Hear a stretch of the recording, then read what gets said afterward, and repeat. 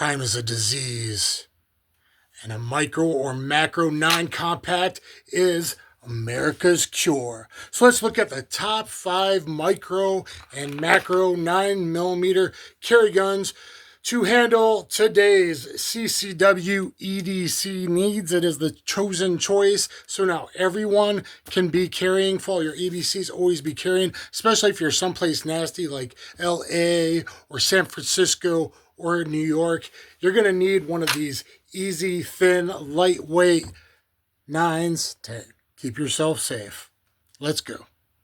All right, guys, and here's the one time I stunt doubled for Sylvester Stallone right there. At lunch break, after I fought 7 ninjas, we did talk about his favorite MMA fighters and punching power as well. Fedor Emelianenko and Forrest Griffin. So, anyway, guys, that was another lifetime ago. Let's talk about the top 5 micro and macros, which are great because they're easy to carry. And ABCs, always be carrying. That's the most important thing. And if this is what you need to do, that's the way to go. Now, of course, it started with P365 and then Hellcat, which was okay for pocket carry. And then people realized, like, let's make them a little bit bigger, a little more shootable, because putting rounds where they need to go, only the size of like a grapefruit and another grapefruit up top, is what you need to do. So I'm going to go in order of size-ish. Maybe here, maybe there, barrel length, order of size. We'll go by order of size. So first one I got was this Ruger Max 9 Pro. All the triggers have been pulled. Everything's empty. Max 9, of course, YouTube reviewer. I only order stuff with 10 round for these Umarex and Tokyo Mura air replicas. These are all my air replicas right here. This is the air replica. It's so realistic of the Ruger Max 9 Pro. Pro being the no safety version.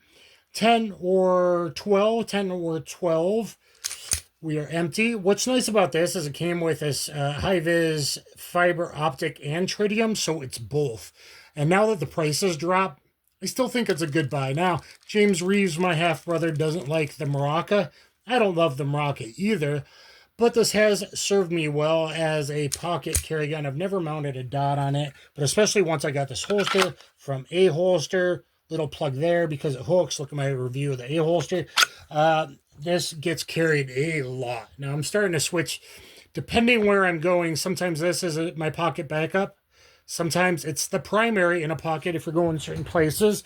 And then I got at least 13 rounds of HST 124 plus P from a 3.2-inch barrel. So better than like a lot of the micros are only 3-inch barrel. I like the longer barrel, which will help guarantee full hollow point expansion if you have a good hollow point. And even if it's like wintertime and it's going through multiple layers of clothing or construction worker trying to stab you or whatever the situation is, right?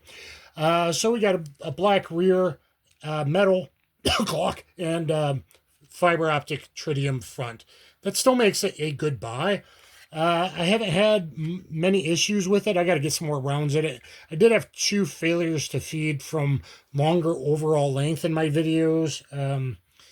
But hollow points aren't as long and have more power to cycle. So hopefully I'm still good. Okay. No one likes any failures. I've had 2, but this has been in my pocket for 4 years. I just wiped it down. Was starting to get a little bit of rust, but not bad all considering for 4 years of, being in my pocket. Let's look at that trigger. We do have a kind of a sloppy trigger dingus, goes to a wall, and a really mushy break. But when you're live firing rapid fire, I don't notice it. I don't find it to be a problem. So there's the Ruger Max 9 Pro.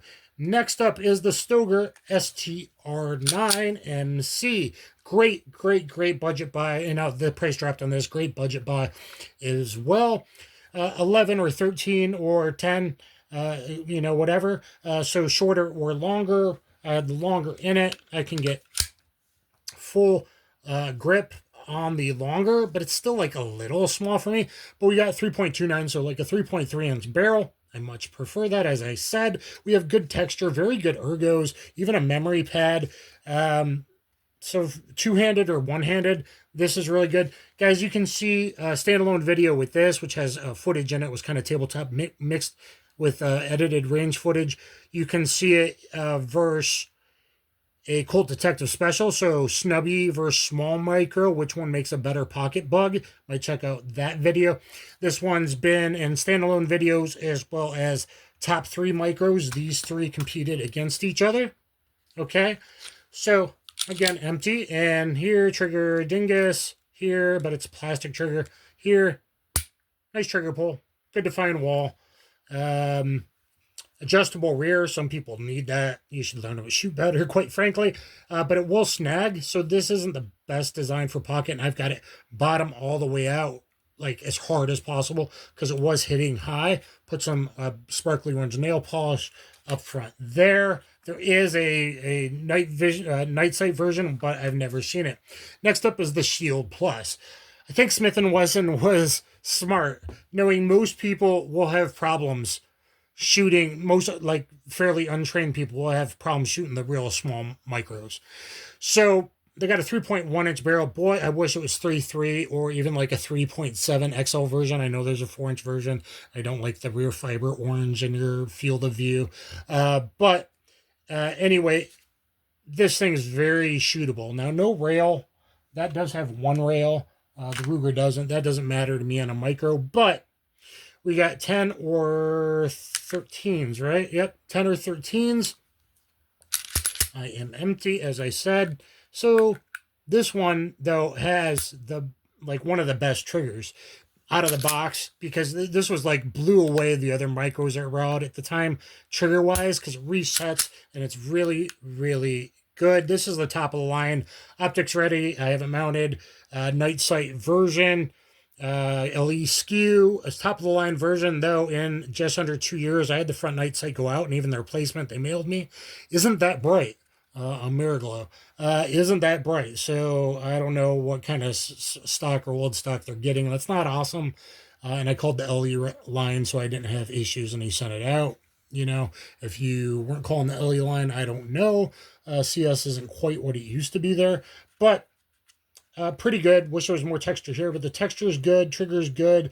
It did not have a ledge. So STR9 does have an accelerator pedal or a memory pad to keep people safe high on the frame. Not like half-bit wheel. It's not in the trigger guard. Trip, boom. They shoot themselves. Straight high on the frame. You shouldn't be able to see it from the other side. Trainers should not be able to see it. So there is the Shield Plus, which now prices have dropped, is also a wonderful buy. To be honest, though, this has replaced that roll.